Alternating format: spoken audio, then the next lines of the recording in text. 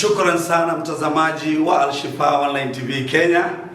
Kumbuka ya kwamba kwa mara nyingine leo ikiwa ni siku ya Jumanne tarehe 14 mwezi wa 7, tunarudi tena kwako hewani kama Shifaa Online TV Kenya kupitia TV zetu na Facebook page zetu, vile vile kupitia Radio Salam Kenya.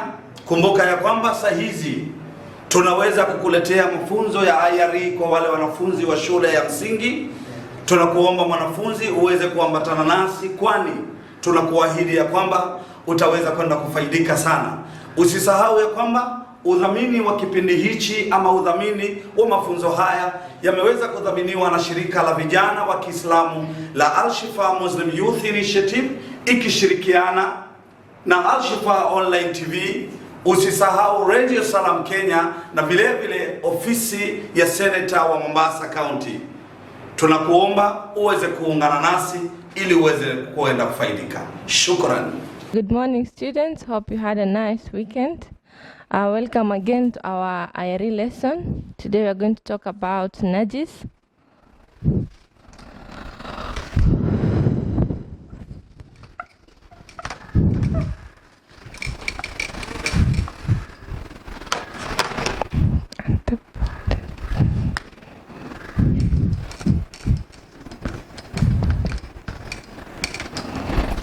So, what is najis? Najis, this is dirt, filth, or uncleanness.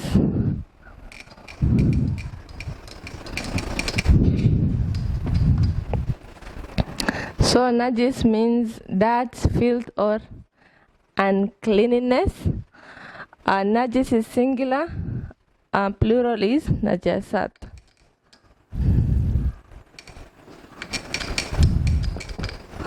So in this topic we are going to discuss the types of najis.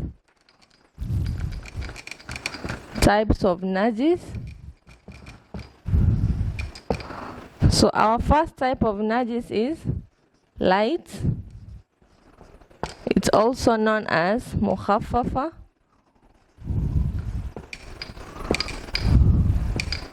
So which is this type of najis that we normally say as light? This is a urine of a baby boy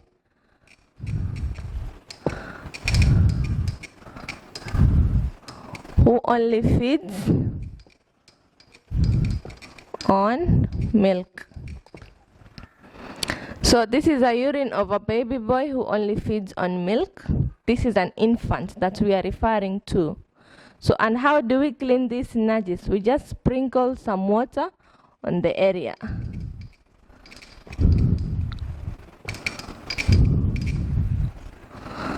So maybe for those who do not understand, if the baby urinated on this part of my dress, I'm just going to sprinkle some water on it so that that affected part is no longer there. So the other type of najis is medium. It's also known as mutawassit. So in this category or this type of najis, the examples are urine, blood, stool. So how do we clean this type of najis? We are going to clean that place until the smell, the taste, and color disappears.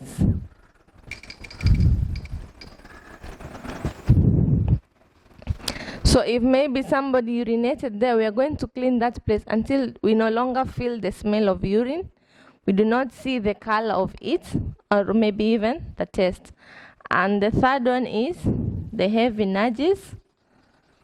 It's also known as mughallada. And in this category we have the dog and pig. So in the heavy najis we have the dog and the pig and even their offspring. So how do we clean it? We wash 6 times with water and one time with sand. So we have started our lesson by defining what najis is, and then we have come to a subtopic, types of najis. We said najis is dirt, filth, or uncleanness. And then types of najis, we have the first one is light.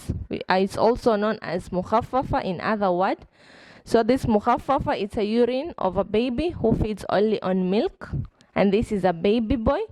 And then the second one is medium, which is known as mutawassit. Examples, we have a urine, blood, stool, and we clean the affected part until the smell is no longer, we cannot hear the smell again, the taste is no longer there, and even the color disappears. And the last one we have is heavy. We all know, we see dogs at our places when we walk around. So a dog falls in this category, a heavy type, and a pig. So these are considered as najis in our religion. So if we come in contact with either a dog or a pig, we are supposed to wash 6 times with water and 1 time with sand.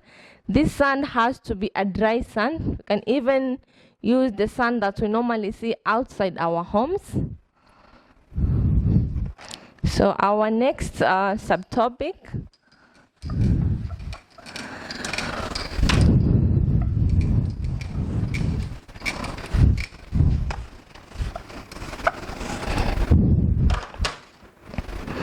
is hadath.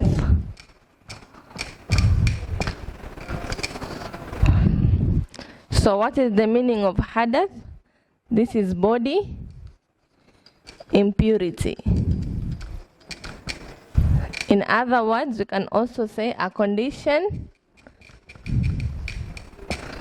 that makes one person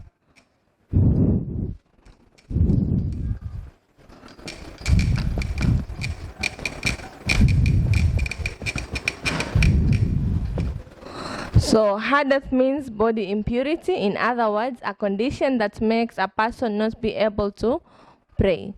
So in our previous lesson, we had discussed that Salah is the second pillar of Islam, and for us to pray, we have to take wudu. Now, our lesson for today is hadath. We are saying body impurity. So what do you think are these some of the conditions that makes us unable not to pray? So we have then types of hadath. The first one is we have hadath asghar.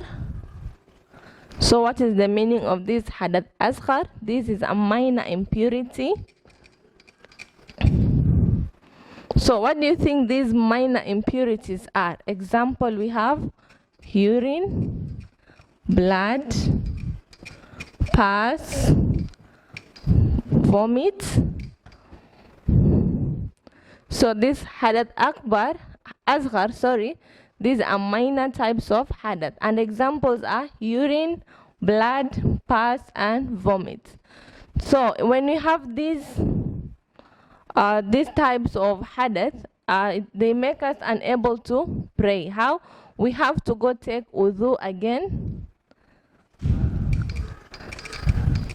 Take wudu or ablution in order for us to go perform the second pillar of Islam. The second one is hadath akbar.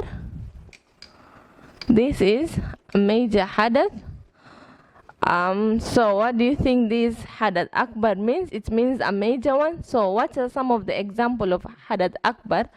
We have sexual intercourse. The other one we have is nifas. We have janaba and wet dreams, and also haid.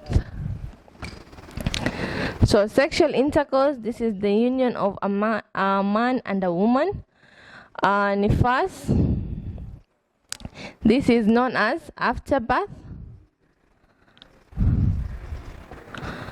So maybe some of you are wondering what afterbirth is.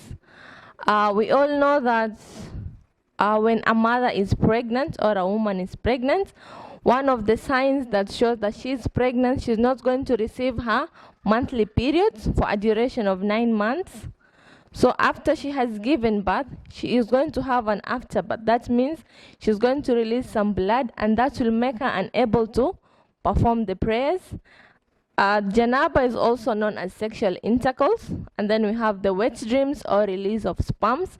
This is when a boy or a man has dreamt that he's having sexual intercourse with a lady, so he's going to release some sperms, so he'll be unable to perform prayers. And we have haid. Haid is also known as the monthly period for the baligh girls. They normally experience this one after every 28 days in every month. So how do we clean this one? By taking ghusl. So if one has undergone any of these situations, we are supposed to take ghusl, then ablution, and then we perform the prayers. So this one is a minor one, this one is a major one. So this is just small. We have seen urine, blood, pus. How do we clean it? By taking wudu or ablution. This is a major one. These are the examples of the major hadath that we see them, we experience them, we hear about them every day. And how do we clean it? By taking a complete bath. This is ghusl. You wash from your head till your toes.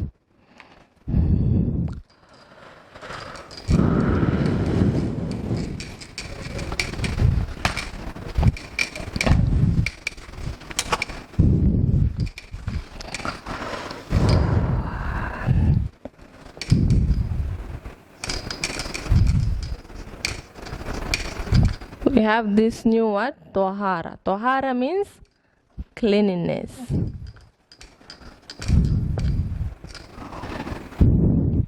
So in the Holy Quran, in Surah Al-Baqarah, Allah tells us He loves those people who go back to Him all the time, again and again, without getting tired. And He also loves those people who are clean and pure. So this tohara, we say it's cleanliness. So how in Islam we are told al-Islamu nadhifu, those who are clean will enter paradise. And Allah is telling us we are supposed to be clean through our hearts, mind. So our hearts are supposed to be clean, our mind is supposed to be clean. We should keep our environment clean.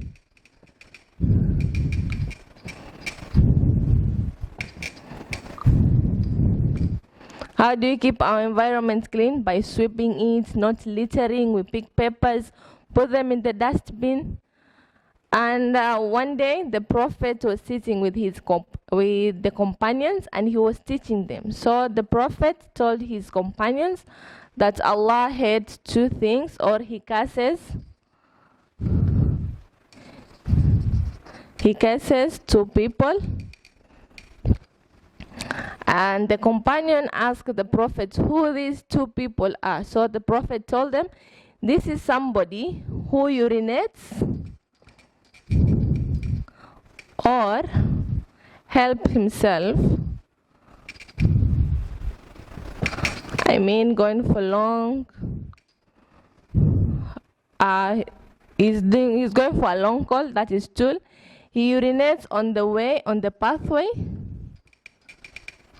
or the place where people sit.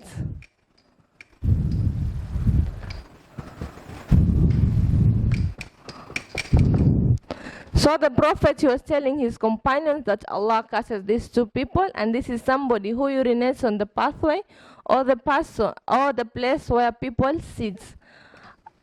So the Prophet was encouraging his companions not to do this, because whenever we do this, Allah is going to curse us. And we are also told that if you urinate along the pathways, maybe that can be one of the reasons why we get the choleras and other diseases. And this cleanliness, I said we clean ourselves by taking ghusl.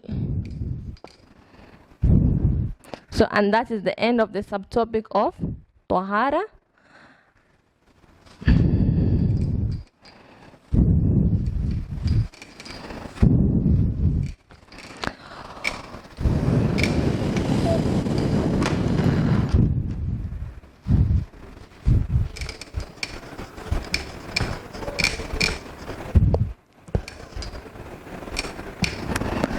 Our next subtopic is tayammum. So what do you think this tayammum is? For us to pray, in our previous lesson we had discussed we need to take, or we have to take wudu. So tayammum is the opposite of wudu. Wudu, we use water when taking ablution. So if there is no water, that should not make somebody unable to pray. So Allah has told us, if the water is unavailable, there is still another alternative that we are supposed to take and be able to pray. So the alternative is doing tayammum. So what is the meaning of tayammum? This is dry ablution. So this dry ablution, we can either use dust or sand. So if the water is unavailable, we are going to do the dry ablution. We can either use the dust, the sand, we can use our walls. So what are some of the reasons that makes us to do this tayammum? So we are going to state some of the reasons. Number one, if water is too expensive. So if the water is too expensive, we cannot afford to do ablution using that water. Maybe we are at we are in the village where water we only receive it once in a week, maybe twice in a week. So the water that we get, we try to minimize the usage of it. Maybe the same water, we need to wash with it our clothes, we need to cook with it, we need to bath. So we are going to minimize some of the usage of water. So if the water is too expensive, we normally pray 5 times in a day. So if this water, we are going to use it 5 times, that means it's going to get finished up so early. And we end up not having drinking water the next day. So as we all know, Islam is an easy religion. Allah makes things easy for us.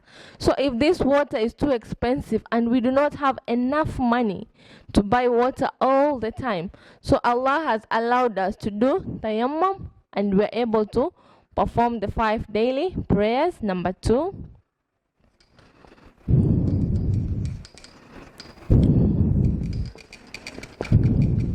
if water is not available, we have some places in our country, they do not get water every day. Like people living in the urban centers. People living in the urban center, we are able to access this water through our tanks. We store the water in our tanks. We have running taps in our homes. But the people from the rural, they have to walk miles away just to get drinking water, cooking water. So if this water is not available, sometimes we even see in the news that people are asking for help from the people in the urban just to take for them some clean water for drinking and cooking. So if this water is not available, those people are experiencing a drought situation. Maybe they're not even receiving some bounties of Allah, that is the rain, for a long time. So Allah has exempted these people or that place. They're allowed to do tayammum. And then number 3, if the place of water, there are some enemies or dangerous animal. So if the place where the water is available, let's say maybe a well, a river, a swamp. So if you want to acquire this water, maybe the route that you're going to use, there are some enemies. Maybe clan with clan, they're attacking each other, they're killing each other, they're harming each other. Or there are dangerous animals. Maybe we can see an elephant, a lion, depending on that place. So if the place of the water, there are some enemies or dangerous animals, maybe you just get an opportunity once just to go fetch that water. So in Islam, all reasons why we are allowed to perform tayammum, this is one of the reasons. Maybe you think if you go fetch the water every day, somebody is going to attack you. So in order for you to protect yourself, you just go there once. Or maybe that these dangerous animals, they are going to attack you, they are going to eat you up. So we are exempted from performing wudu, and we are allowed to perform tayammum. The fourth one.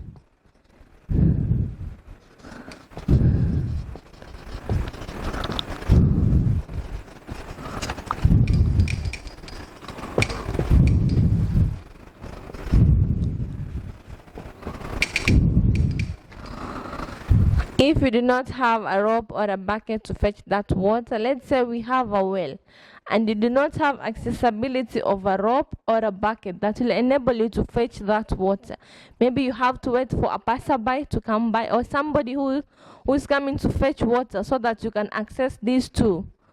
So maybe you just access it once or rarely. So in Islam, we are allowed to perform tayammum rather than taking ablution. So these are some of the reasons why we perform tayammum. We have so many. You can go through some of them by yourselves. So the first one is said if the water is too expensive. The other one, if water is not available. The third one, if the place of water, there are some enemies or dangerous animals. And then the fourth one, if you do not have a rope or a bucket to fetch the water. So our next subtopic is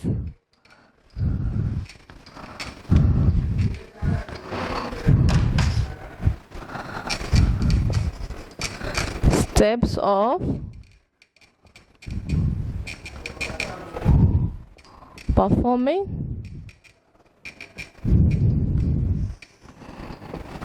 As we have said, tayammum, this is a dry ablution.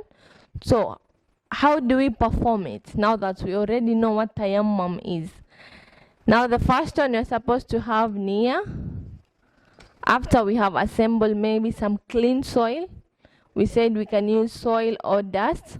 And then the second one, if this was maybe the heap of sand I had collected or had kept in my home, I'm going to strike it 3 times, and then I'm going to wipe my face just once, and then I'll strike it again. I'll do it on my right hand, and then the last time 3 times, and I'll do it on my left arm, and that's the end of tayammum. So the first one is the face and then the hands. So tayammum is different from wudu. With wudu, we have to wash our ankles, then rinse the mouth, wash the face, wash our arms, our forehead, and then our legs. But with the tayammum, we just have to have the intention of performing that tayammum. We strike the sand with our hands, we wipe it on our face, and then we strike it again, we wipe it our right and the left hands. And these are the only steps that we perform, we normally do when performing tayammum. So what are some of the things that spoil wudu or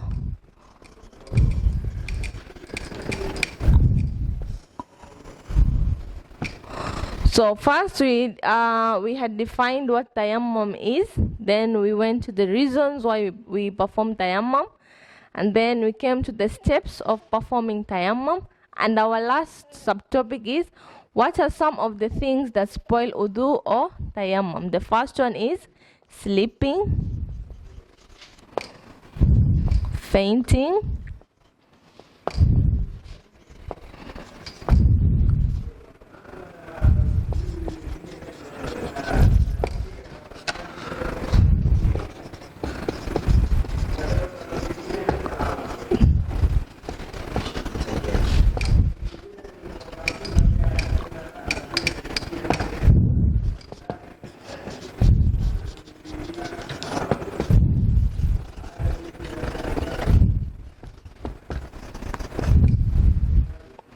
so we have sleeping, fainting, touching the private parts with our bare hands, and then touching the opposite sex.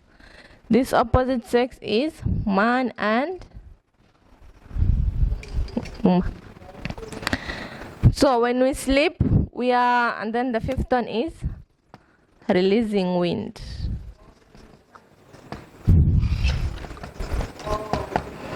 So when we are sleeping, we normally are unaware of the things that we do. Maybe you are asleep, you touched your private part unknowingly. Maybe you slept, you released some wind. So when you faint, maybe a mahram touched you. This is somebody who can marry you. So if this person touches you, you end up losing your wudu. So when you come back to your senses again, you have to perform wudu and then go to pray. When you are asleep, when you wake up, take ablution, then perform the prayer that you're going to perform at that specific time, touching our private parts with our bare hands. So we use our palms, and then maybe you touch your sitting apparatus, that is the buttock or our private parts, and then touching the opposite sex. This is somebody who can marry you. But if I said touching the opposite sex, if maybe my father comes in and then I greet him, my wudu is not spoiled. I'll still have the ablution because my father cannot marry me, my brother cannot marry me. So this the opposite sex, this is somebody who can marry you.